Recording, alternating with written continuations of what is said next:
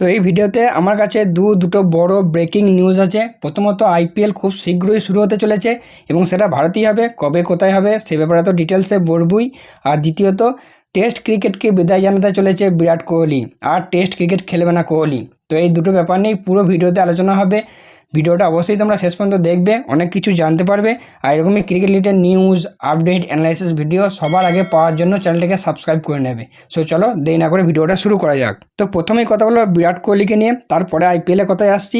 তো রিপোর্ট অনুযায়ী শোনা যাচ্ছে যে বিরাট কোহলি নাকি বিসিসিআইকে ইনফর্ম করেছে যে সে টেস্ট ক্রিকেট থেকে অবসর নিতে চায়। রোহিত শর্মা যে আগে অবসর নিয়ে নিয়েছে ভারতের ক্যাপ্টেন, এবং তারপরই রোহিত শর্মার পাশাপাশি বিরাট কোহলি কিন্তু ইংল্যান্ড ট্যুরের আগেতেই টেস্ট ক্রিকেট থেকে অবসর নিতে চাইছে। এরকমই একটা রিপোর্টে অনুযায়ী জানা যাচ্ছে, যেখানে বিসিসিআইয়ের যে সমস্ত মেম্বাররা রয়েছে তাদের মধ্যে একজন কিন্তু এই রিপোর্টটা সামনে এনেছে। এবং তারপর থেকে সোশ্যাল মিডিয়ায় পুরো তোলপাড় হচ্ছে বিরাট কোহলিকে নিয়ে, যে রোহিত শর্মা অলরেডি ভারতের ক্যাপ্টেন, অলরেডি ইংল্যান্ডের বিরুদ্ধে টেস্ট সিরিজের আগে অবসর ঘোষণা করে দিয়েছে।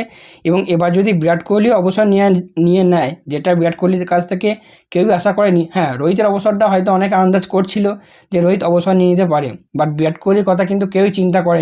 তো বিরাট কোহলি যদি এই ইংল্যান্ড সিরিজের আগে অবসর নিয়ে নেয়, তাহলে কিন্তু ভারতীয় টিম বড় ধাক্কার সম্মুখীন হতে চলেছে। দুটো মোস্ট এক্সপিরিয়েন্স প্লেয়ার ছাড়াই ভারত ইংল্যান্ড যাবে টেস্ট খেলতে। সেক্ষেত্রে ভারতীয় টিমের যে কী অবস্থা হবে সেটা নিশ্চয়ই বুঝতে পারছো, স্পেশালি মিডিল অর্ডারটা। এমনকি আম্বাতি রায়ডু, যে একজন ফরমার ইন্ডিয়ান ক্রিকেটার, সেও এই ব্যাপারে টুইট করেছে এবং বিরাট কোহলিকে রিকোয়েস্ট করেছে যে তুমি যেন অবসর না নাও এই ইংল্যান্ড সিরিজের আগে।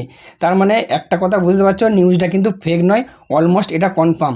এছাড়াও আরও শোনা যাচ্ছে যে বিসিসিআইয়ের যে সমস্ত অফিসিয়ালরা রয়েছে, মানে বিসিসিআই বোর্ড বিরাট কোহলিকে রিকোয়েস্ট করেছে তার এই অনুরোধ তুলে নেওয়ার জন্য, এবং অন্ততপক্ষে সে যেন ইংল্যান্ড সিরিজ খেলে যায় বা 2027 ওয়ার্ল্ড টেস্ট চ্যাম্পিয়নশিপ যে সার্কেলটা রয়েছে সেই পুরো সার্কেলটা খেলে যায়। এবার দেখার বিষয় বিরাট কোহলি সে তার অবসর, মানে তার যে ডিসিশনটা নিয়েছে অবসর নেওয়ার, সেই ডিসিশনটা তুলে কি তুলে না। কারণ বিরাট কোহলিকে সত্যি ভারতীয় টিমে এখনও অনেক দরকার এবং অনেকই দরকারই বটে। কারণ বিরাট কোহলি যেটা মনে করেছে, মানে আমার যেটা পার্সোনালি মনে হচ্ছে, রোহিত শর্মা যেমন রিসেন্ট টেস্ট ফর্ম ভালো যায়নি, Virat Kohli recent test form খুব একটা ভালো যায়নি। গত যে বর্ডার গাভাস্কার ট্রফি মানে যে সিরিজটা গেছে, সেই সিরিজে বিরাট কোহলি মাত্র প্রথমেই একটা সেঞ্চুরি পেয়েছিল। তাছাড়া কিন্তু বিরাট কোহলির সেরকম কোনো, মানে গোটা সিরিজ জুড়ে সেরকম কোনো পারফরমেন্স বা খুব একটা ভালো পারফরমেন্স যায়নি। সেই জন্যই হয়তো সে ঠিক করে নিয়েছে, কারণ সে লাস্ট 2-3টে সিরিজ থেকে দেখছে। সেই জন্যই হয়তো সে নিজেকে বুঝিয়েছে যে আমার দ্বারা হচ্ছে না, আমি সেইভাবে টিমকে কন্ট্রিবিউট করতে পারছি না। এবং বিরাট কোহলি এমন একজন প্লেয়ার, সে যদি দেখে যে আমার জন্য টিমের ক্ষতি হচ্ছে, তাহলে সে কিন্তু নিজেকে সরিয়ে নেবে। তো আমার মনে হয় সেই জন্যই সে এই ডিসিশনটা নিয়েছে। এবং বিসিসিআই তো বিরাট কোহলিকে রিকোয়েস্ট করেছে, বললাম যেটা ইংল্যান্ড সিরিজ খেলার জন্য। তারই সঙ্গে সঙ্গে রিপোর্ট অনুযায়ী এটাও শোনা যাচ্ছে যে ভারতীয় ক্রিকেটের একজন মোস্ট ইনফ্লুয়েন্সিয়াল প্লেয়ার, মানে যে ভারতীয় টিমকে খুব ইনফ্লুয়েন্স করে, সেই রকম একজন প্লেয়ার বা সেরকম একজন মানুষ বিরাট কোহলির সঙ্গে এই ব্যাপার নিয়ে পার্সোনালি দেখা করতে চলেছে এবং বিরাট কোহলির সঙ্গে মিটিং করতে চলেছে যে সে টেস্ট ক্রিকেট যেন খেলে বা খেলবে বা তার ভবিষ্যৎ নিয়ে। এবার কে সেটা তো জানা যায়নি। মেবি হতে পারে সেটা সচিন তেন্ডুলকর বা হতে পারে MS ধোনি। কারণ ইনফ্লুয়েন্সড, মানে একজন মানে বড় ইনফ্লুয়েন্সড প্লেয়ার হিসেবে বা এক্স প্লেয়ার হিসেবে আমরা এই দুজনকেই জানি, বা অন্য কেউ হতে পারে। সেক্ষেত্রে শোনা যাচ্ছে যে সে পার্সোনালি বিরাট কোহলির সঙ্গে দেখা করতে চলেছে এবং একটা মিটিং কিন্তু তাদের মধ্যে হতে চলেছে। হয়তো তারপরই বিরাট কোহলি তার ফাইনাল ডিসিশনটা জানাবে। তো তার এই ফাইনাল ডিসিশনটার জন্য আমাদের এতদিন আরও ওয়েট করতে হবে, সে কী ডিসিশন নেয়।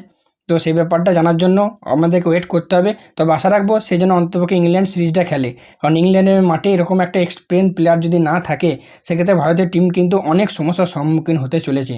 বাকি ইংল্যান্ড সিরিজ নিয়ে আরও কিছু আপডেট রয়েছে। প্রথমত ইংল্যান্ডের বিরুদ্ধে যে ইন্ডিয়া এ টিম যাবে, সেই টিম খুব সম্ভবত কালকে অ্যানাউন্স করা হতে পারে।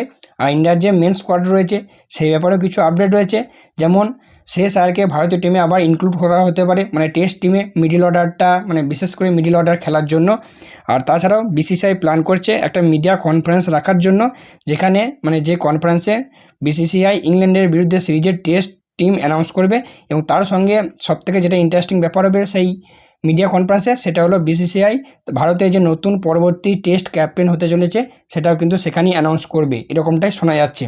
বাকি এই ব্যাপারে কোনো ডিটেলস আপডেট থাকলে অবশ্যই কিন্তু তোমাদেরকে জানিয়ে দেবো। আর এবার কথা বলবো আইপিএলের আপডেট ব্যাপারে। তো পরশু দিল্লি এবং পাঞ্জাব কিংসের ম্যাচ বন্ধ হওয়ার পর থেকে আইপিএলের আপডেটের তো কোনো শেষ নেই, একটার পর একটা আপডেট আসছে এবং একটার পর একটা নতুন নতুন নিউজ শোনা যাচ্ছে। তো এখনও শোনা যাচ্ছে তো এটা হবে, তো পরে শোনা যাচ্ছে এটা হবে। যেমন ভারত পাকিস্তান যুদ্ধের নিউজের শেষ নেই, তেমনি এটারও নিউজের শেষ নেই। তো রিসেন্ট যে নিউজটা বা যে খুশির খবরটা সেটা শোনা যাচ্ছে সম্ভবত নেক্সট উইক থেকেই আইপিএল শুরু হতে চলেছে। তো আমি কালকের ভিডিওতে বলেছিলাম আইপিএল বর্তমানে অনির্দিষ্টকালের জন্য পোস্টপোন করা হয়েছে, কিন্তু তারপরে যে অফিসিয়াল স্টেটমেন্ট এসেছিল সেই স্টেটমেন্টে বলা হয়েছে যে আইপিএল আপাতত 1 সপ্তাহের জন্য স্থগিত আছে। তো আজকের যে লেটেস্ট নিউজ, মানে আমি যখন ভিডিও বানাচ্ছি তার আগে যে নিউজ, সেই নিউজ অনুযায়ী শোনা যাচ্ছে যে সামনের সপ্তাহ থেকে আবার আইপিএল শুরু হবে। তবে এর আগে শোনা যাচ্ছিল যে আইপিএল বাইরে যেতে পারে, সেটা সেপ্টেম্বর মাসে হতে পারে। আবার শোনা যাচ্ছিল ইংল্যান্ড নাকি ইন্টারেস্ট দেখিয়েছে আইপিএলের বাকি ম্যাচগুলো হোস্ট করার। আবার কেউ বলছিল, মানে কোনো রিপোর্ট অনুযায়ী আবার কেউ বলছিল বা পাকিস্তান সুপার লিগ ইউএইতে হওয়ার কথা ছিল, তো ইউএই মানা করে দিয়েছে, তাই আইপিএল ইউএইতে হতে পারে। তবে এইসব অনেক কিছু নিউজ আসছিল, তবে লেটেস্ট বা শেষ যে নিউজ সেই নিউজ অনুযায়ী এটাই শোনা যাচ্ছে যে আইপিএল সামনের সপ্তাহ থেকেই আরম্ভ হবে। কারণ আজকে ভারত পাকিস্তানের যুদ্ধ মোটামুটি বলতে পারো এখন আপাতত স্টপ হয়ে গেছে, দুটো দেশ মিটিং করেছে এবং যুদ্ধ বিরতি ঘোষণা করেছে। তো সেই জন্যই আইপিএল এর যে সমস্ত মেম্বাররা রয়েছে তারা ঠিক করছে যে যত তাড়াতাড়ি শীঘ্র সম্ভব তত তাড়াতাড়ি সেটাকে সম্পন্ন করার। তাই নেক্সট উইক থেকে খুব সম্ভবত সামনের বৃহস্পতিবার বা শুক্রবার থেকে আইপিএল আরম্ভ হতে পারে এবং মে মাসের মধ্যেই শেষ করার চিন্তাভাবনা করছে বিসিসিআই বা আইপিএলের কমিটি। তো সেই জায়গায় যদি এরকমটাই পরিকল্পনা থাকে সেক্ষেত্রে প্রতিদিন কিন্তু হতে পারে 2টো করে ম্যাচ হবে। তো সেইভাবে 2টো করে ম্যাচ অনুষ্ঠিত করে হয়তো একই টাইমের মধ্যে 25 তারিখ বা 2-1 দিন এদিক ওদিক করে কিন্তু মে মাসের মধ্যেই আইপিএল শেষ করতে পারে। তো সবার জন্য অবশ্যই গুড নিউজ। তবে এটা কিন্তু এখনও কনফার্ম নিউজ নয়, তো মিনিটের পর মিনিটে মানে প্রতি মিনিটে মিনিটে আলাদা আলাদা আপডেট আসছে। তো সেই ব্যাপারে কোনো ডিটেলস আপডেট এলে বা ফাইনাল আপডেট এলে অবশ্যই তোমাদেরকে জানিয়ে দেবো। তবে শোনা যাচ্ছে যে আজকেই আইপিএলের যে সমস্ত কমিটির মেম্বাররা রয়েছে তাদের একটা মিটিং রয়েছে, তো আজকেই হয়তো মেবি ডিসিশন নেওয়া হয়ে যেতে পারে। তো এই ভিডিওটা আপলোড করার পর যদি কোনো আপডেট আসে আমি ভিডিও বানিয়ে বা নিচে কমেন্ট বক্সে কমেন্ট করে তোমাদেরকে জানিয়ে দেবো। এবং এটাও শোনা যাচ্ছে যদি ভারতই হয় সেক্ষেত্রে ভারতের 3টে মাঠকে বেছে নেওয়া হয়েছে, চেন্নাই, ব্যাঙ্গালোর এবং হায়দ্রাবাদ, মানে যেখানে আর কি পাকিস্তানের অ্যাটাক করার সম্ভাবনা খুব কম, একটু সাউথের দিকে বা একটু পূর্বের দিকে, সেই সমস্ত জায়গাগুলো মানে এই 3টে মাঠকে সিলেক্ট করা হয়েছে। হ্যাঁ, বা সিলেক্ট করা হতে পারে আইপিএলের বাকি যে 16টা ম্যাচ আছে সেই 16টা ম্যাচ অনুষ্ঠিত করার জন্য। এবং যদি পরের সপ্তাহ পর্যন্ত যদি পুরোপুরিভাবে ভারত পাকিস্তানের যুদ্ধ বন্ধ হয়ে যায় তাহলে হয়তো আবার নর্মালি যেরকম যে মাঠগুলো সিলেক্ট করা হয়েছিল সেই মাঠই হবে এবং হয়তো সেক্ষেত্রে আমাদের ইডেনে যে খুব প্লে অফ বা ফাইনাল হওয়ার কথা ছিল সেই রকম প্লে অফ বা ফাইনাল হবে।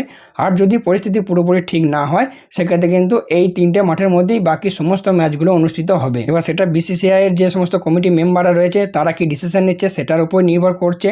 তো আশা করছি আজ বা কালকের মধ্যেই কিন্তু ফুল আপডেট চলে আসবে বা ফাইনাল নিউজ চলে আসবে। আর অন্যদিকে বিদেশি প্লেয়াররা কিন্তু অলরেডি ভারত ছেড়ে বিদেশে মানে তাদের দেশে রওনা হয়ে গেছে। তো আমি তাই ভাবছি সেটাই যে যদি বাই এনি চান্স কালকের মধ্যেই শিডিউল অ্যানাউন্সড হয়ে যায় বা নেক্সট সপ্তাহ থেকেই হয় তাহলে আবার হয়তো 1-2 দিনের মধ্যেই প্লেয়ারদেরকে কিন্তু আবার ট্রাভেল করে ইন্ডিয়ায় আসতে হবে। তো এটা একটা হ্যাকটিক ব্যাপার থাকবে, আবার নতুন করে প্র্যাকটিস শুরু করতে হবে।